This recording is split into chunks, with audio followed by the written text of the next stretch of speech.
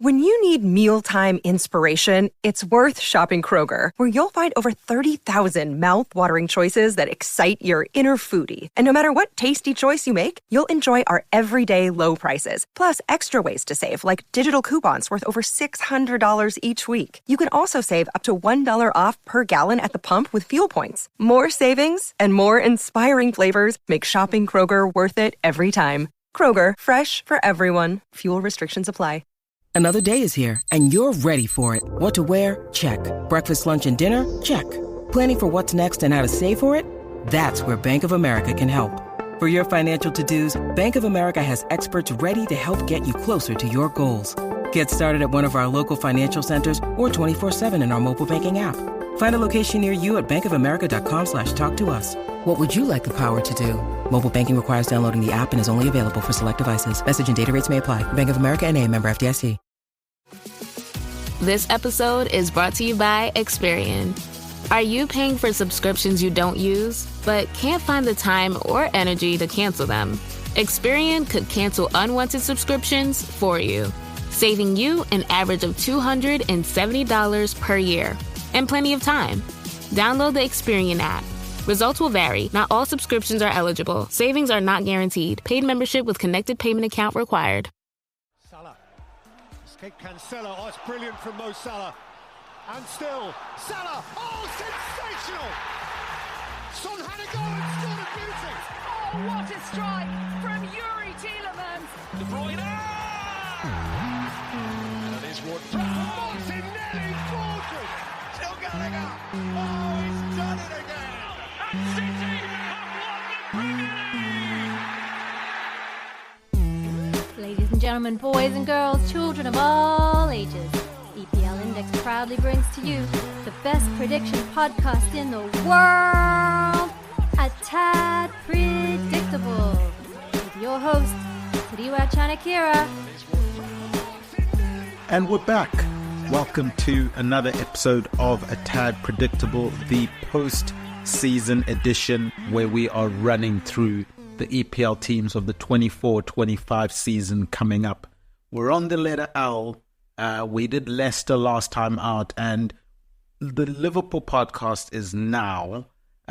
We waited a couple of days to do the Liverpool podcast because Liverpool had a pre-season friendly game that came up just before, the day that we were meant to be scheduled to record the Liverpool podcast. Now, I thought, it obviously made sense to wait until we got to see Arne Slot's new team, see if we can pick out any gems from there, see if we can see any patterns of play or anything like that, rather than completely speculating on the podcast, the day before he's about to let his new Liverpool team out on the park against Real Betis. So obviously we held it back a little bit. We're able to watch that game, 1-0 win to Liverpool, and then we'll dive into this Liverpool preview for next season. We'll review, obviously, what happened last season, major news considering them during the course of last season, and then we'll head into what is a new era at Liverpool Football Club. But let's start off with what they did last season. Now, obviously, Jurgen Klopp was at the helm for Liverpool Football Club, and maybe for some it was a bit of a shock, Klopp announcing that he would be leaving and leaving, that year or that season. And some obviously will love the fantasy, the romance of what Liverpool could do on the back of the news of Jurgen Klopp leaving, and especially if there's ever a romantic club, it's Liverpool. And it seemed for many that the writing was on the wall that Liverpool were going to go and win all of the trophies to sort of send Klopp off in a fairy tale ending, if we can call it that. We know Liverpool even have a documentary that they were shooting at the time, a behind-the-scenes documentary. I'm sure that's going to be out soon. So again, was that with the romance in mind of Klopp leaving and seeing if they could make something really special in the season. It ends up being a one-trophy season. They end up winning the Carabao Cup. Premier League, they came third.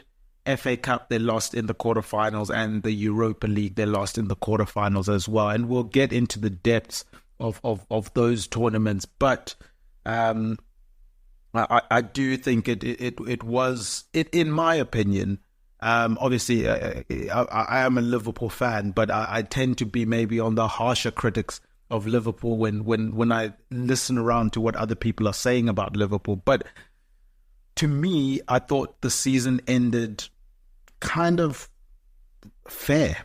I don't think Liverpool were the best team in the country. I don't think they were the second best team in the country based on performances last season. I think in terms of the Europa League, on paper, they were one of the favourites, but on performance, I don't think they were one of the favourites. But again, usually us English Premier League fans look at European football with rose-tinted glasses. We'll always be bullish about how well the English teams are going to do, and not many times do we pay attention to what the other teams are doing in their own leagues and the form that they're coming into these games. So again, many fans would have already booked their tickets for the final, or at least their hotel and their plane tickets for the finals in the Europa League. But it wasn't to be for Liverpool. A disappointing end, I guess you could call it that, to the Jurgen Klopp era. He still won a trophy, so, all things relative. How disappointing do you want to rate that? But obviously, of the 3 trophies, maybe not the one that he would have wanted, considering if you rank them by importance, it's probably would have gone Premier League, Europa League, FA Cup, and then the Carabao Cup. But hey, maybe he saw it differently. Maybe the team saw it differently. But yeah, that's certainly how I would have ranked those trophies heading into last season. And heading into last season, it felt like, and it's probably going to be a theme that we'll touch on throughout this podcast, but it felt like a very weird transfer window for Liverpool, in that usually it was under the guidance of Michael Edwards, under the guidance of an Ian Graham. And these are obviously people behind the scenes for Liverpool, when it comes to performance analytics, it comes to data analytics, it comes to then obviously the director of football, who has now returned back to Liverpool, interestingly, the season that Jurgen Klopp is leaving Liverpool. But I'll leave that there.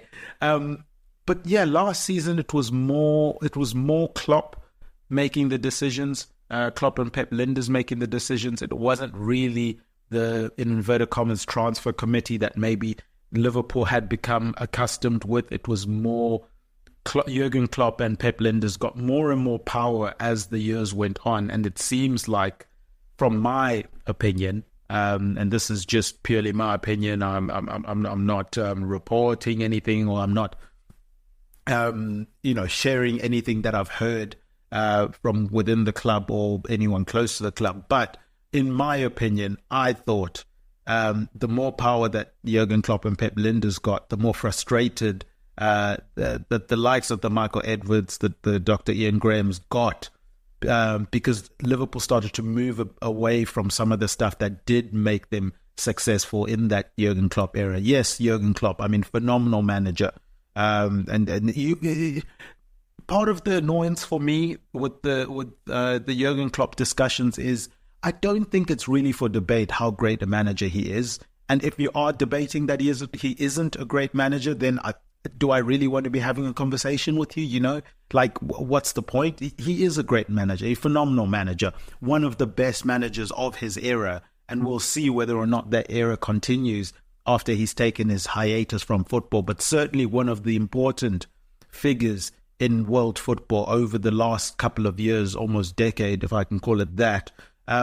So he has that place there. That's not going to get taken away by any of the stuff that I say on this podcast. Neither would I want to take any of that away. But it seems like Jurgen Klopp, because of the person he was, as well as obviously the great manager that he is, he was impeachable. You could not criticize him, at Liverpool. He could do no wrong at Liverpool. And I don't think that's the case. I think he made many mistakes. He obviously made a lot more good decisions than bad decisions. But the notion that everything was perfect, in my opinion, is not an objective interpretation of what happened at Liverpool over his tenure there. But again, this is a manager that was able to deliver every single trophy that Liverpool could possibly win throughout the course of his tenure as manager of Liverpool Football Club. So you always have to preface it with stuff like that. But, if we're talking real here, you have to be able to separate Jurgen Klopp, the man, and Jurgen Klopp, the manager. And I think Jurgen Klopp, the manager, can be replaced. I think Arne Slot will obviously, have a good go at it, and we'll get to him in a little bit. But Jurgen Klopp, the manager, definitely had, his strengths and his weaknesses. He had his favorites, and he had people that he just didn't seem to give a chance to, regardless of how well they played. They were never going to go above certain people in the pecking order. It seemed like Jurgen Klopp, from the outside looking in, had his favorites. He had his core group of players maybe that he surrounded himself with, and those players played whenever they really could play, irrespective of what form they had. And then you had the rest of the squad there, and I think that was to his detriment at times at Liverpool. I think from a contract situation, it was detrimental to Liverpool at times. For example, the season that Michael Edwards eventually decided to leave, again, I'll preface it by saying this podcast is just my opinions. I'm not reporting anything. I don't want to get anyone in trouble with anything like that. I'm just speaking as a Liverpool fan. Tadiwa, the Liverpool fan. That's the hat I'm wearing today. I'm not working from that perspective. So don't read too much into this other than Tadiwa, the fan, speaking. With some of the players that Jurgen Klopp insisted on, renewing their contract. Like when he, Jordan Henderson still had years left on his contract. He was coming off of a really serious injury. He was on the back end. He had just, gone over the hump of the 30-year-old mark at Liverpool. There was a policy in place with regards to how they handled contracts at Liverpool at the time for players that had reached his age, more so for players that were coming off of injuries like his, that Henderson was coming off of. Again, he still had years left on his contract. There was no reason for Liverpool to renew Henderson's contract that season. Jurgen Klopp stepped in and basically enforced that it had to be done, that Henderson had to be renewed, and it ended up being an albatross contract that Liverpool end up having, and obviously Henderson ends up leaving and going to Saudi Arabia eventually. But if that Saudi Arabia league isn't there, can they sell it, Jordan Henderson? Who's buying him? Who's paying those wages? Who's convincing him to leave Liverpool and those wages that we had given him?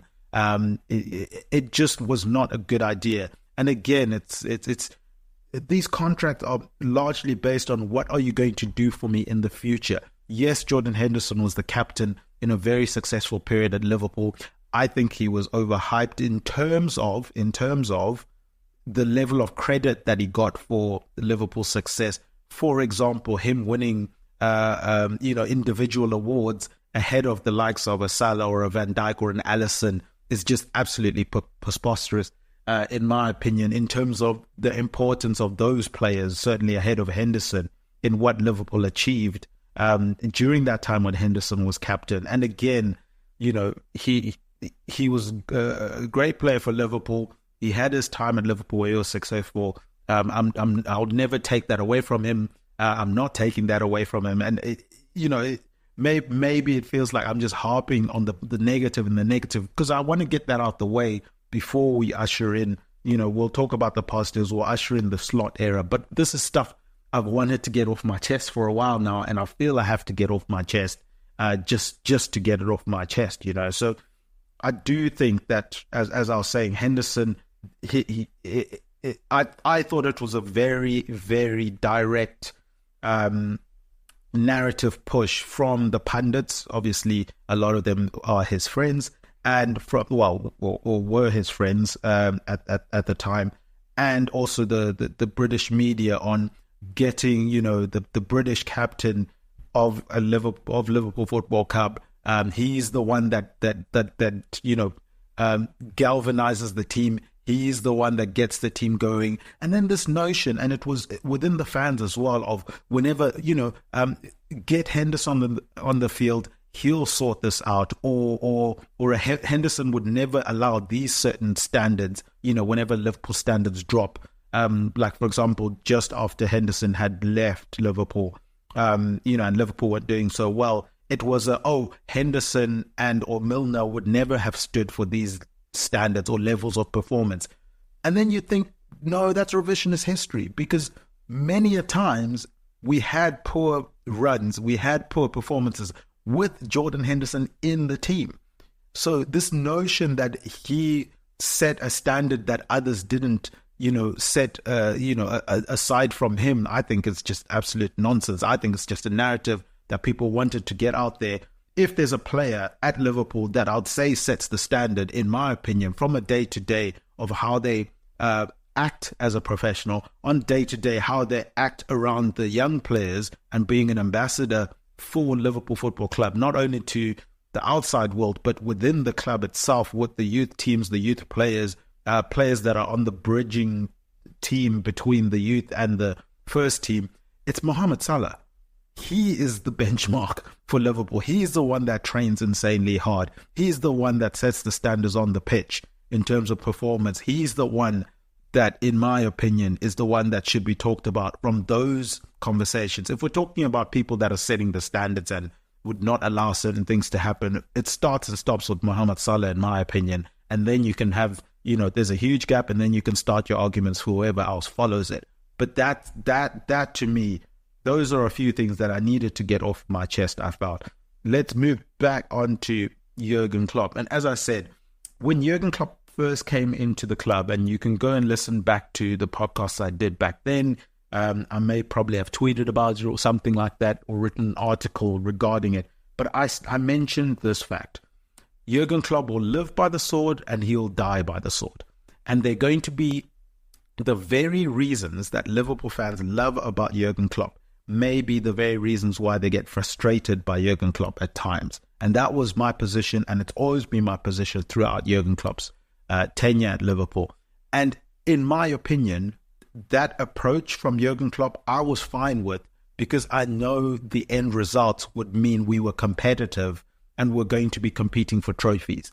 And at the end of the day, that's all you can really ask from your club. Be competitive when it gets to the business end of the season. When you need mealtime inspiration, it's worth shopping Kroger, where you'll find over 30,000 mouth-watering choices that excite your inner foodie. And no matter what tasty choice you make, you'll enjoy our everyday low prices, plus extra ways to save, like digital coupons worth over $600 each week. You can also save up to $1 off per gallon at the pump with fuel points. More savings and more inspiring flavors make shopping Kroger worth it every time. Kroger, fresh for everyone. Fuel restrictions apply. Things can go awry. I think I read a tweet the other day, and I'm sorry because I can't remember who tweeted it, but it was something along the lines, and I'm paraphrasing it really badly at the moment, but it was along the lines of, if you changed 4 results from Jurgen Klopp's however many games he managed Liverpool, then the amount of trophies would have more than doubled in terms of how many he would have won. It's insane how much he could have, how many times he was 1 point off against the Manchester City, how many times he lost in a final, for example. Even his first season, the Europa League final he lost in. He could have been off to a flyer there and then. So the one thing you cannot knock on Jurgen Klopp, whether you love him or hate him, he always made sure Liverpool were competitive and were competing for trophies. Yes, there were some seasons, maybe, like where Virgil van Dijk gets injured. Look, I don't think there's any team in the world who has Virgil van Dijk as one of their starting centre-backs. If he gets injured, aren't going to feel the effects of that. He is the best centre-back in the world. Like, people are going to feel that, Or an Alisson getting injured and you're having to play, no disrespect to him, an Adrian in goal. Or a Kelleher for an extended period of the season. People always forget the amount of times where... especially when an Alisson is injured and Liverpool have to use their backup or third choice goalkeeper. And that always seems to be a conversation that never gets had by pundits, I've noticed. But again, Alisson, best goalkeeper in the world. If you want to argue, you can argue. We can have that debate. But for me, best goalkeeper in the world. first and foremost, the most phenomenal positioning of any goalkeeper in world football. And it's part of the reasons probably why I'm so critical on guys like Pickford, because I watch an Alisson week in, week out. And when you see Alisson making a diving save where he's stretching and he's getting to the ball with his fingertips, it's very rare. You know that the person has done something special from an attacking standpoint to force Alisson to do that. Pickford is stretching for goals, the stretching for goals that aren't even in the corner. And you're wondering, where were you standing? Like, it doesn't make sense. But anyway, this isn't an Everton podcast, but I just want to set the tone for why I find Alisson so incredible. His one-on-one play, the amount of times he saved Liverpool from a one-on-one perspective is ridiculous. But as I was saying, seasons where Liverpool have suffered major injuries to the spine of the team, short of those, Jurgen Klopp has always made Liverpool competitive. Whether I've agreed with the transfer window that they've had or disagreed with the transfer window that they've had, at the end of the day, Jurgen Klopp is always going to make Liverpool competitive and be in the conversation for these trophies towards the end of the season. Now, a lot of those seasons where they did fall short, I would have argued, they could have probably addressed that in the window. Should they bring in a centre back that season when it ended up being Nat Phillips and Reece Williams playing at centre back? We knew it was going to be a problem. We knew they needed to reinforce in that position. They actively chose not to, and obviously they got into the situation where two players that are not Liverpool caliber players. I'm sorry, guys.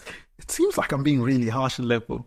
I did warn everyone before this podcast started, but I'm honest. I'm an honest Liverpool fan, is what I like to say. But again, and Nat Phillips and William, it's not fair on them because I don't think they're Liverpool caliber players. And yes, there's a cult hero phenomenon that surrounds Nat Phillips, but at the end of the day, let's be real, he's not a Liverpool caliber player. No matter how many headbands he puts on after getting knocks during games. No. And what I'll always say to people that, try and elevate people beyond what they are, certainly in my opinion, is, okay, which club is going for that player, right? Watch where that player ends up after they leave the club that they're at. If you rate them so highly, surely they'll go to a really good team. And or would they make it into any of the other big teams or teams that you certainly think that you are in the conversation with, whatever level you are in football, whether you're the 20th team in the Premier League, would that player start for the teams that would be fighting in the relegation zone? Or if you're at the top of the Premier League, would that player start in any of the teams that are competing for the league title? I don't think those players do. I don't even think they make the bench for those teams. But again, and maybe we'll dive a bit deeper into why I think that a bit later on the podcast if we have time. But we will see. We will see if I have time, because obviously when it comes to Liverpool, I could talk for days on end. So we got to be careful with that one in terms of time. But yeah, effectively, I think overall, considering where Liverpool were when Klopp came in, which was I thought a club that was disjointed from their fan base, a club that hadn't obviously won a league title since 1991, a club who obviously after the Rafa Benitez era were not really prolific in European football, a club that felt lost, a club that forgot who they were in terms of pedigree, I would say. Obviously, they had that run with Brendan Rodgers where they came close to winning the title, but I think a lot of that had to do with the brilliance of Luis Suarez and arguably the best or one of the best Premier League individual seasons we've ever seen. Liverpool were lost. And here comes Jurgen Klopp, harmonizes everyone. Everyone is singing from the same hymn book. From the club, from the fans, the players, the staff. It really was a beautiful and magical time that he created at Liverpool.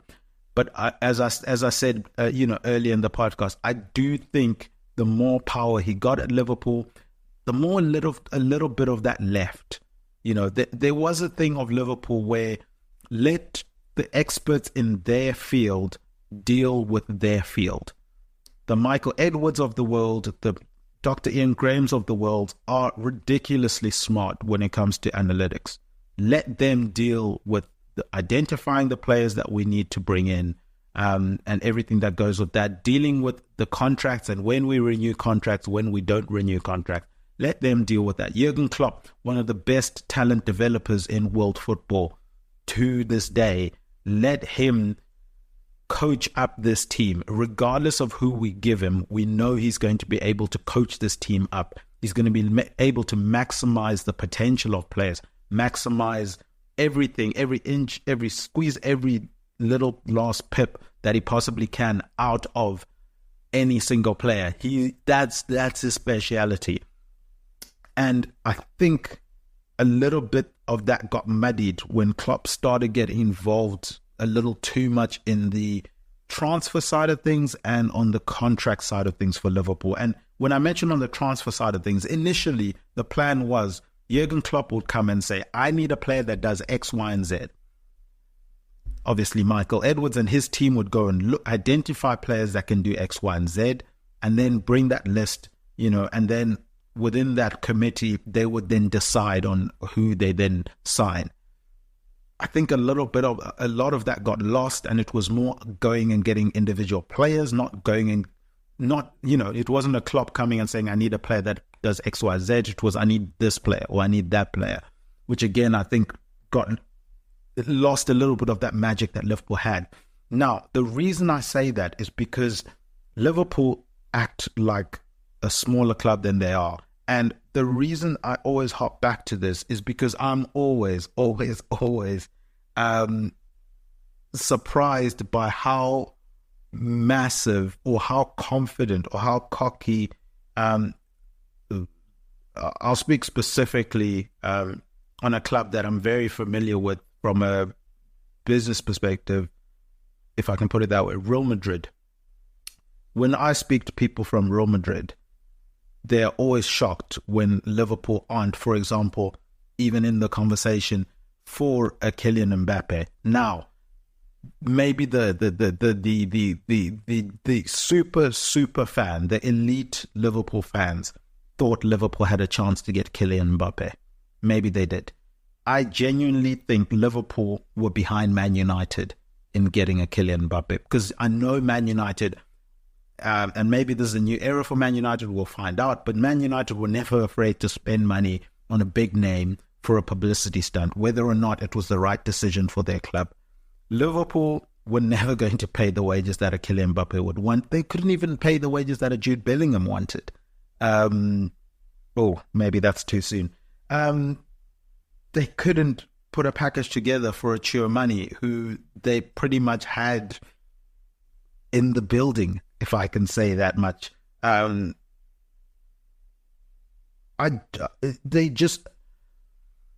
it comes to the biggest names in world football, when it comes to already established names in world football, Liverpool don't seem to enter that conversation. They prefer to shop in the window of players that are on the verge of becoming world talents, identifying them early, bringing them in, and having the coach develop them. That's the game for Liverpool. They'll go get a Fernando Torres before he becomes Fernando Torres. They'll go get a Luis Suarez before he becomes a Luis Suarez. And, those players, there's signs of that. You look at the Ajax seasons that Suarez had before he came. You look at Torres, obviously, at Atletico Madrid, becoming the youngest captain they've ever had. Like, you can see these are big names, yes, in that sense, but they're not world-class elite talents. Liverpool just don't shop in that window, in my opinion.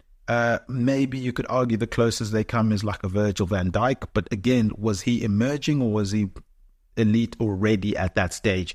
I don't know. I think he went a couple of levels before Liverpool came in for him. But you can get the picture of what I'm trying to say. They'll go for players that are getting there. A Mohamed Salah, who some people obviously were saying would be a one season wonder, or he's a Chelsea flop, or, those type of players. But they've got those underlying numbers. They've got those underlying gifts and talents that have been identified by the backroom team. And again, the key thing, having a manager in place that's able to develop talent. Now, Jurgen Klopp did that to tremendous effect. He takes a relegated City, Andy Robertson, turns him into one of the best fullbacks in the world. He can do stuff like that because he's that talented. But I do think there were times when Liverpool should have been bolder in the transfer window and delivered a caliber of player that would have taken them to another level. And certainly with the Jurgen Klopp managing that type of player, you could just imagine where those players would have gone to. I think there were a few missed opportunities. And the thing with football is it comes in cycles, right? You hope that your cycle is an extended period of time. You hope that your cycle goes on forever, but in reality, it doesn't. And when you're at the top, it feels like it's going to go forever, and you're never going to be, ask Man United, before Sir Alex Ferguson left, they never thought they would be as bad as they are in this situation that they're in at the moment. That's just the way football goes. And when you're at the top, you have to collect as many trophies as you possibly can, because you don't know when the musical chairs are going to stop and you're not going to have a seat at the table. That's just the reality of football. It goes up and down in waves. Obviously, you have teams that are always there a bit longer in those cycles, but usually, especially in the Premier League, there are waves, and you got to ride your wave, and you got to collect trophies when you're at the top. And I think there was a slight missed opportunity when Jurgen Klopp had Liverpool as the best team in world football at one point in time. I think, especially that season when they were literally the best team in world football, and they went and bought, a couple of under 23 players and some squad players. Like, that's when you capitalize. That's when every single player in world football wants to come to you. That's when you go and sign those players. But anyway, as I said, if you want me to talk a bit more deeper about that aspect of things, there will be other podcasts for that. But for this podcast, we will leave the Klopp era by saying, as disappointed as I was in terms of, I think it's a missed opportunity and Liverpool could have squeezed out a few more trophies in that, I do appreciate the fact that Klopp at least kept Liverpool in the conversation more so than not. And that's a very difficult thing to do, especially considering some of the financial power that's been shown in world football over the last couple of seasons. I don't think Liverpool have always been one of the teams that have exercised that to its maxes, as we've seen from other teams. I think they've been quite conservative with how they've done things. And obviously, if you look at, things like net spend metrics and stuff like that, Liverpool have been more on the cautious side of things than they could have been. And I do think that was to the detriment of Jurgen Klopp's how Jurgen Klopp's legacy might be seen in terms of, okay, you only got, say, one Premier League title or one Champions League, whatever. You could have gotten more, should have gotten more. But again, if Man City are found to have been cheating, or financial doping over that time period, that kind of changes the conversation. For me, Man City's titles have an asterisk next to them. Until all of this is resolved, I think it's fair to say there's an asterisk there. It's not hating, it's just the truth. But we'll get to the Man City podcast, obviously, in due course. But yeah, I thought I needed to at least put some context into my thoughts, my overall thoughts. And obviously, as I said, I can go a lot deeper into this if need be. But on what I thought of the Jurgen Klopp era, we'll tie that bow right there. We'll obviously go to some ad breaks, and then we will move quite swiftly into a new era at Liverpool Football Club with Arne Slot. But remember, this podcast is presented by EPLindex.com in association with Liberty Shield. Liberty Shield is a VPN provider. You guys can check out their services at libertyshield.com. If you use the coupon code EPL25, you get 25% off of the routers or the software VPN. That software VPN downloads straight onto your devices, especially now. If you want to be watching the Olympics and you don't want to miss anything, let's say you're a British expat and you don't have BBC iPlayer, for example, Liberty Shield is a perfect tool to have in your locker. because it can unlock geo-locked content. It obviously keeps your online data safe. It allows you to use public Wi-Fi safely and all of that good stuff that it does. So definitely go and check out their services at libertyshield.com. But as I said, we will be back after this short break discussing the new era at Liverpool Football Club. All right, we are back. Maybe a bit more somber than some people are expecting from a Liverpool fan, summarizing some of his thoughts on the Jurgen Klopp era. I do get that. I appreciate that. I know that I don't always come across as optimistic or as rose-tinted glasses as some people do when it comes to Liverpool Football Club. But as I said, I'll always be honest. I'll always be objective when it comes to these things. That's just the responsibility I have. Nothing is given that isn't earned in terms of praise when it comes to me, in my opinion. But yeah, as I mentioned, I'll get and I understand people that think it's a bit too negative, but I'm just being honest. And as I said, I've prefaced everything I needed to preface.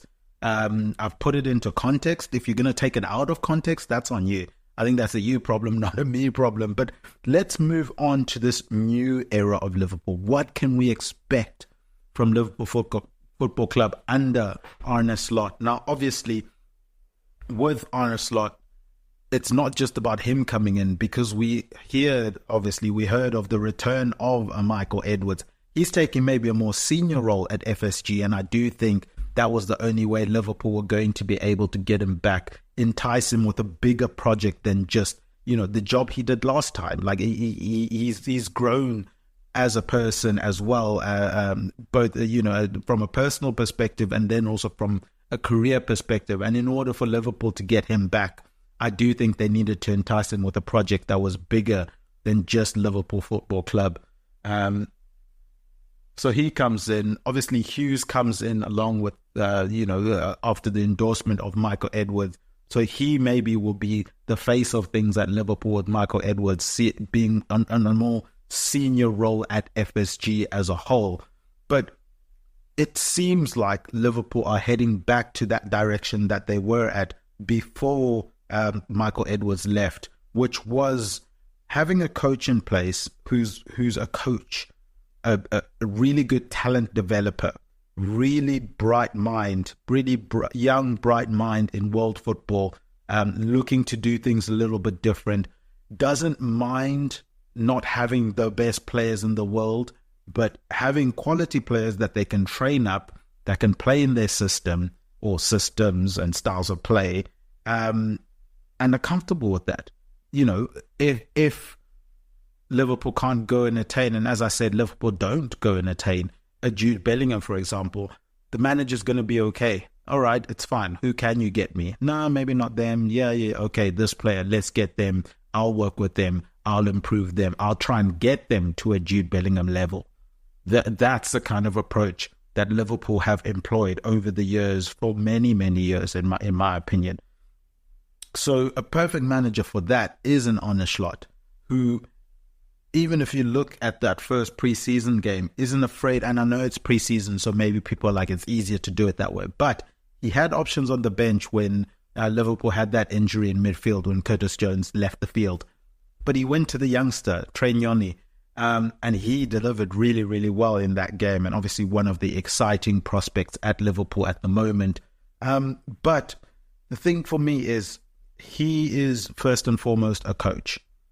I don't think he's going to, well, certainly not at this present point in time, not going to get into too much into the weeds of the politics of behind the scenes contract extensions, player transfers, etc. As I said, going back to what Liverpool kind of were before Jurgen Klopp and Pep Lijnders got too much power, where it is, okay, I need this profile of player. I'll trust you guys to deliver me a player that is in that ilk, and I will then, train them where they need to be trained, develop them where they need to develop. But overall, I'm going to be developing whoever's going to be in my squad come the end of the preseason. I'm not going to complain about it. I'm just going to put my head down and get to work because I'm a coach and I love coaching and that's what I do. That's what Liverpool are going to get from Arne Slot. They're also going to get, from a stylistic perspective, a slightly different approach to what they saw from Jurgen Klopp. And yes, I know a lot was written about how there are similarities between Klopp and Slot, when Slot was being announced. And obviously, there is something to the fact that Liverpool obviously didn't want a lot of that work that Klopp had done over the last season, especially with bringing in a lot of the young players. They didn't want to bring in a coach that then is not going to play the young players or trust young players in a similar ilk. And Slot, again, is perfect for that. He's more than willing to give people an opportunity, irrespective of age, if they show that potential, if they show that talent level, if they show, they're capable of handling themselves in some of these games. So he obviously is going to be a favorite for some of these young players because there is a pathway for them to go and establish themselves as Liverpool players going forward. Now, in terms of how they're going to play, how it's going to be different from Liverpool, I don't think we're going to see the inverted fullbacks that we started to see towards the end of Jurgen Klopp's era at Liverpool with Pep Linder's kind of system that he developed. Based on what we saw in the Real Betis game, it was build-up play more centrally.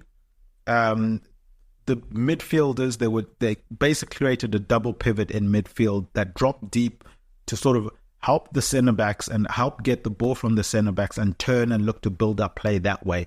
So that's obviously slightly different from what we saw from a Jurgen Klopp.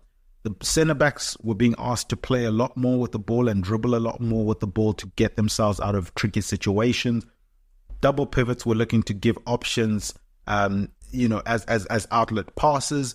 And then, interestingly, it ended up being sort of two up front, like two false nines almost up front. They dropped deep as well to obviously be options for a pass either directly from the centre backs or from those double pivots once they get the ball and turn and look for players in space.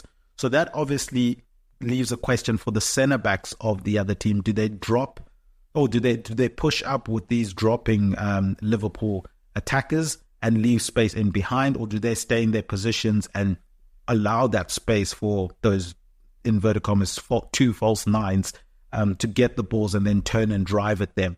And then the wide players, we saw Mo Salah, for example, Fabio Carvalho, for example, they were staying out wide, really stretching the pitch, looking to be the runners that go in behind. Now, question for me is that going to really be the only way Liverpool are going to do things? And the reason I say that is not a criticism, but it's more an inquest, because we know Darwin Núñez loves to run in behind and stretch. And if he's playing up front as one of those two de facto false nines and has to drop deep to collect the ball, you're kind of not using his best attributes. So does that mean he needs to then play on the left in order to be one of those wide players that stretches the field? That's one thing to keep an eye on, to see where does Darwin Núñez sort of fit into that style of play if they keep it. But again, another thing we saw from Slot in that game is that there is flexibility within the system to change things around. Whether if it's not building up from the double pivots, it can go out wide, and maybe that's where Trent becomes key. Again, especially against these more defensive teams where their strikers would drop back and block those passes into the double pivots. Then you got to create from out wide instead of through the middle, and then a Trent can become a facilitator in that way. So there's a lot of things for Arne Slot to play with. I think he's got principles and a philosophy of how he wants to play, but he is willing to adapt that slightly based on the personnel that are on the pitch and the personnel he has available to him. So that's going to be interesting to see how he mixes and matches that system. The double pivots, for example, those two de facto false nines, the wingers being really outstretched and looking to run in behind.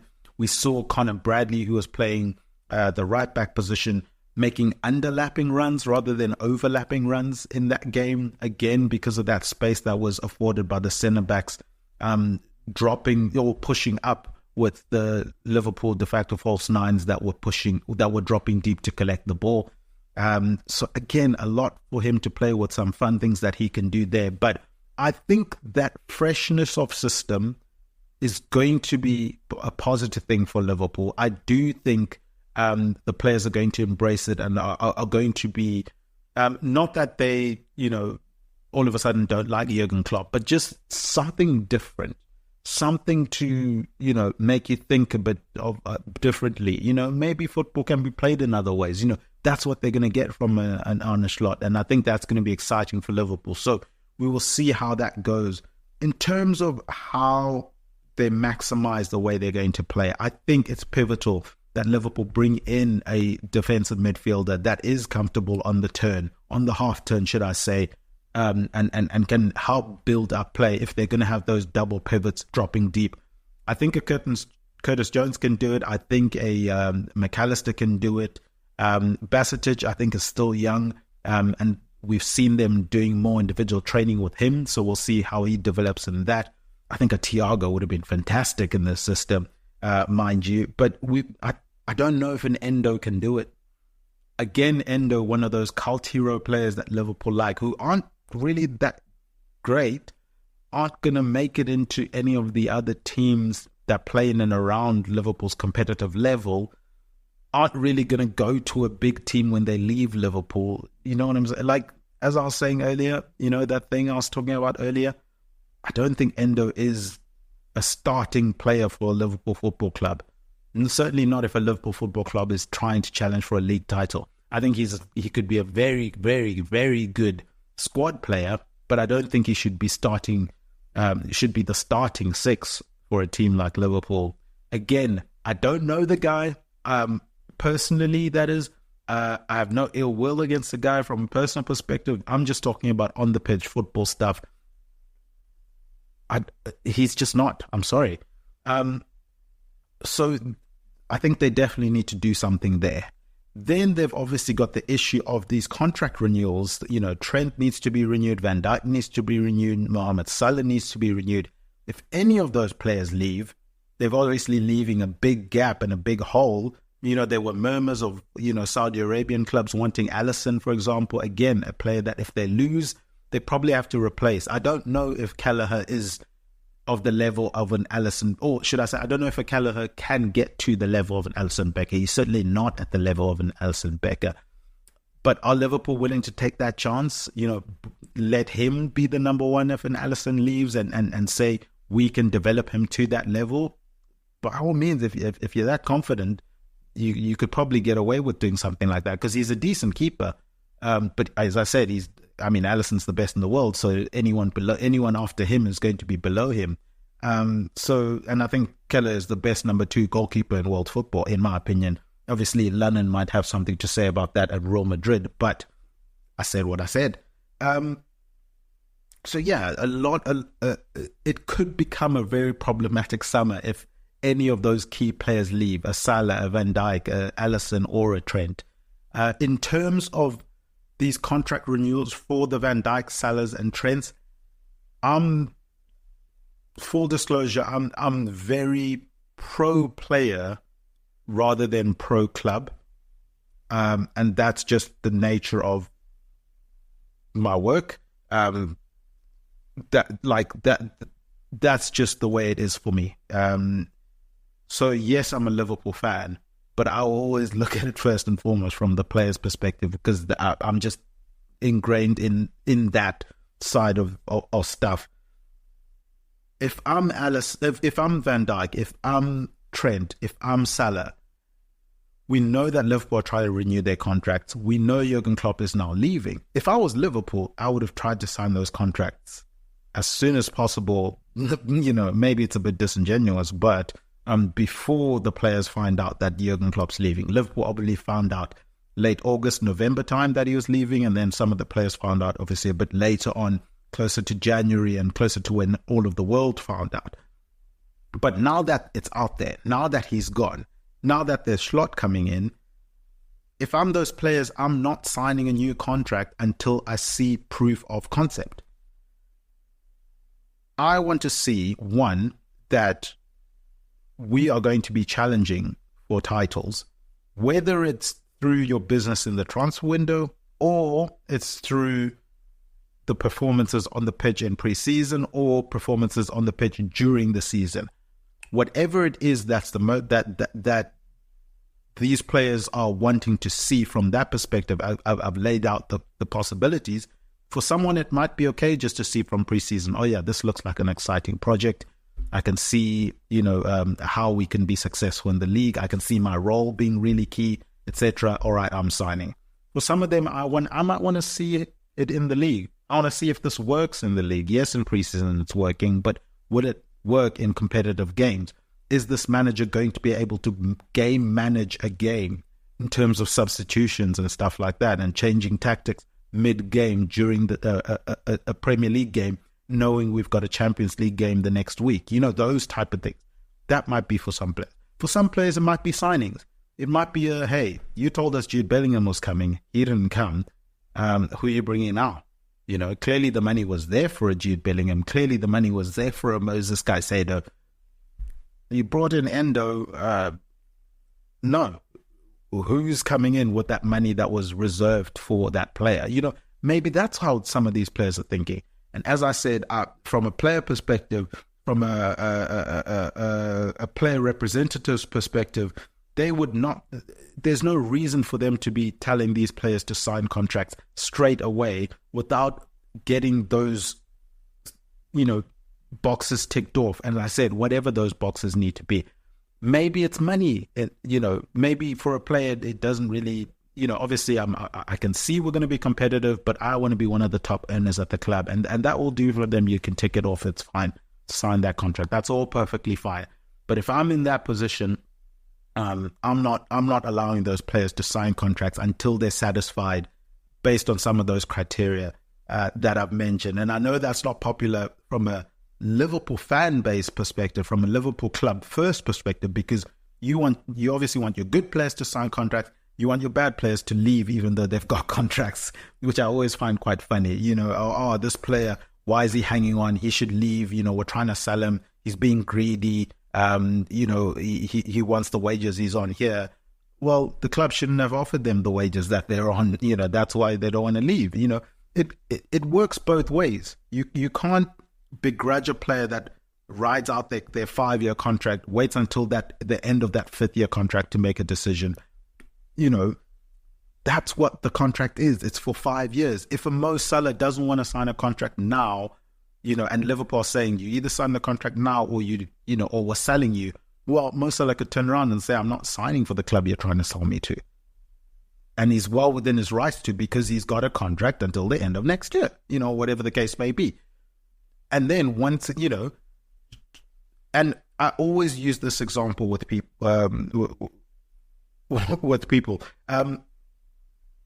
look at LeBron James, his career in the NBA. And obviously it's quite fitting because LeBron James is a part owner of Liverpool Football Club, right? Look at LeBron James. What does he do when it comes to contracts in the NBA? And maybe this is only applicable to some of the top players, because it's a risky thing to do if you're not that guy. If you're not that dude, probably don't use this tactic. But this is what I usually say to people, is he only signs 2-year contracts. And what that does is every single 2 years, you have to renew him, or every 1.5 years, you have to renew LeBron James, or, you're getting close to renewing him. And what that does, it asks the team to stay competitive. It puts pressure on the team to be competitive that he's at, because they know if those 2 years come up and they're not competitive, he can leave. Similar thing in this situation in terms of why if I'm Mo Salah, I'm not signing that contract until later on in this season, is I want to see proof of concept. Show me that you're a competitive team. Mohamed Salah is the best winger in world football. He should be playing for trophies year in, year out. He should be winning trophies year in, year out. He should be in the conversation for the Ballon d'Or year in and year out. If Liverpool can't facilitate all of that, he shouldn't be at Liverpool. I know he loves Liverpool. He has no ill will against Liverpool. I'm not reporting anything to that effect, but the reality of the situation is the caliber of player that he is and the performance levels that he needs, that he demands from himself, which are already elite level, and from his teammates, needs to be of the caliber where he's challenging for trophies and winning trophies, both from a team perspective and from an individual perspective. Trent Alexander-Arnold, obviously, in my opinion, the best right back in world football. He obviously needs to make a decision whether or not he's going to be a right back or if he wants to be a midfielder, and whether or not Liverpool can facilitate. If let's say he wants to be a midfielder, can Liverpool facilitate that? Would Slot entertain that? Those are conversations that need to be had. A Van Dijk, similar to a Salah, he's competing to be the best in his position in world football. He should be competing for Ballon d'Ors. He should be competing to win trophies every year. He should be winning trophies, individual and team. If Liverpool are not able to deliver that caliber of performance, whether it's a manager that can do it, I think an Arne Slot can do it within this Liverpool ecosystem, with the Michael Edwards, with the Hughes backing him, with the updated support staff backing him. I think Slot can deliver that. Hopefully, he gets a team that can help deliver that. So from that perspective, I would want to see it in action. And if I'm Salah, I'm saying I'm not worried about my performances because I'm going to ball. I've done it year in, year out. I'm going to continue doing it. What are we all going to do as a collective? And as I said, this may be a very harsh podcast that might be slightly not as Liverpool rose-tinted glasses as some might have hoped for or were expecting, but that's where I sit. If I'm those three players, I'm not signing that contract until either I've seen new signings come in that prove to me that we are going to be competitive, or I see in training during this preseason that we are going to be competitive, or and my role has been defined where we're going to be competitive and I'm going to be important, or I need to see it during the season. It's all well and good us delivering it in preseason. I need to see it when it comes to the competitive football. Then I'll decide on my contract. And as I said, with the LeBron James situation, these short contracts mean the team have to be serious all the time. Because if you tied a player down for 4 years, a 4-year contract, it's going to be very difficult for that player to leave in the first 2 years of that contract, because obviously the value is with the club, right? The more that contract runs down, the value moves more towards the player's side of things, in my opinion. And as I said, you only get those opportunities in football on very few occasions, because in football we sign long contracts. And just imagine being a Chelsea player where you're signing 10-year contracts. Those players need to sit down with me and have some conversations, but that's a whole nother story. But they're giving away their leverage there. But I think there's a perfect scenario for a Salah, a Van Dijk, and a Trent Alexander-Arnold to dictate what they want, how they want it, and still also get paid, because they're going to get a lot of money in any case, whether it is from a Liverpool or from another club. And then again, it will be interesting to see how Liverpool handle it if one of those players leaves. God forbid one of them leave, because I think Liverpool need all of them. I don't think Liverpool are going to be able to replace any of those players with a player that's their standard or caliber from the get-go. Maybe they might be able to bring in players that have the potential to get to their levels, but Liverpool have shown, history has shown, that Liverpool will not go and get a Salah level player. They'll go get a Salah when they bought Salah level player and hope he gets to a Salah and be confident that they get him to a Salah. But they're not going to go and buy a Mohamed Salah as he is right now, in my opinion. I'd love to be proved wrong, but I've not seen it yet at Liverpool.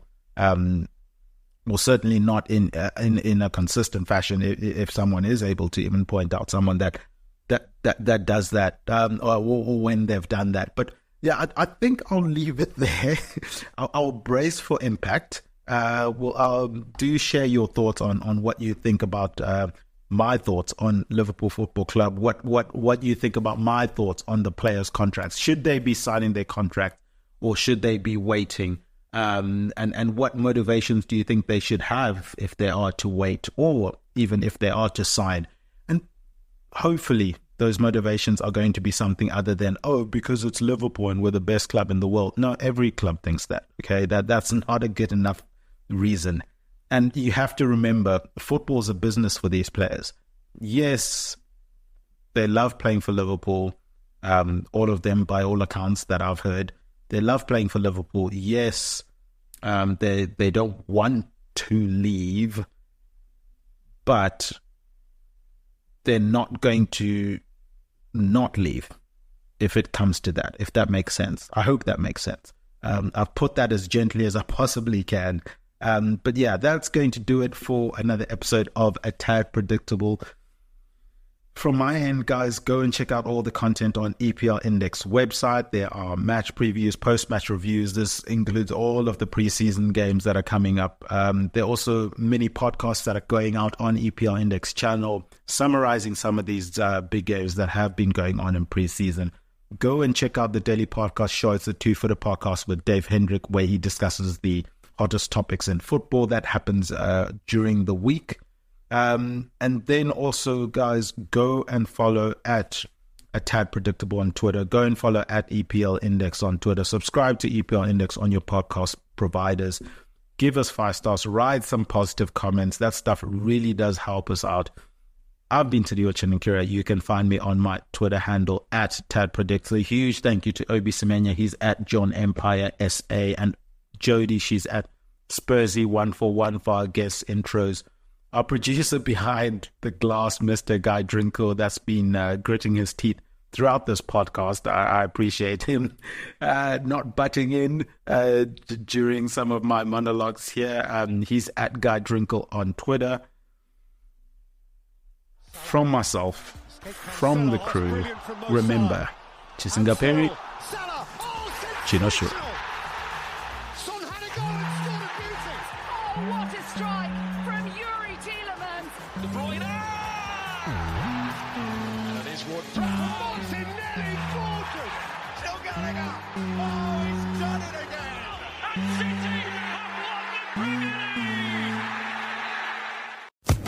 Social Podcast Network. Get back to your personal best with Fresh Time Market's Summer Vitamins and Body Care Sale. From now until Tuesday, July 30th, get 30% off on thousands of wellness products department-wide. From nutrition-boosting supplements to hydrating summer skincare, let your best self shine with self-care savings. Brighten your summer with products and savings you'll feel great about at your neighborhood Fresh Time Market. Go to FreshThyme.com and find a store near you.